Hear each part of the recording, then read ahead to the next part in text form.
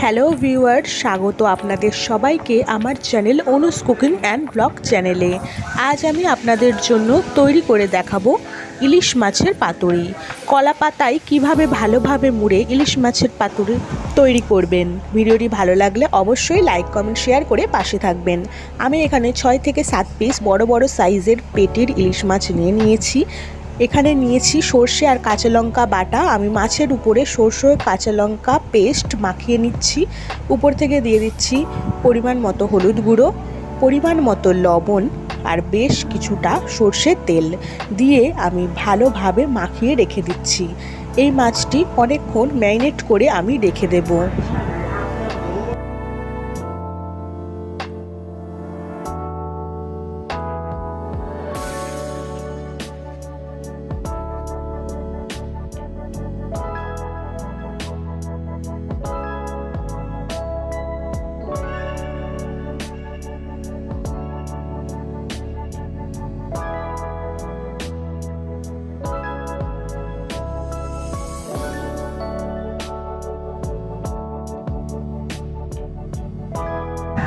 এখানে আমি ইলিশ পাতুরির জন্য কলা পাতা সাইজ করে কেটে নিয়ে ভালোভাবে ধুয়ে নিয়েছি। এই কলা পাতাগুলো আমি একটু আগুনে সেঁকে নেব।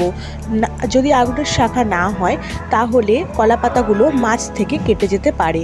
দেখুন, কলা পাতাটা সেঁকে নিয়ে উপর থেকে মাছ দিয়ে কিছুটা গ্রেভি উপর থেকে দিয়ে দেব এবং ইলিশ মাছের সাথে দুটো কাঁচা লঙ্কা আমি দিয়ে দেব, যাতে ভাতে খাওয়ার সময় সেই কাঁচা লঙ্কাগুলোর টেস্ট বোঝা যায় মাছের সাথে।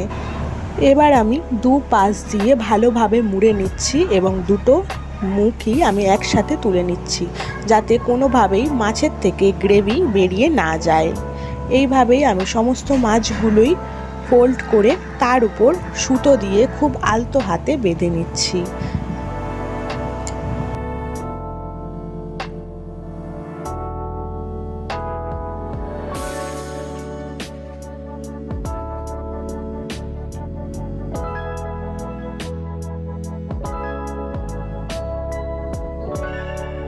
এই রকমভাবেই আমি একে একে সমস্ত ইলিশ মাছগুলোই ভালোভাবে বেঁধে নেব সুতোর সাহায্যে কলাপাতা দিয়ে।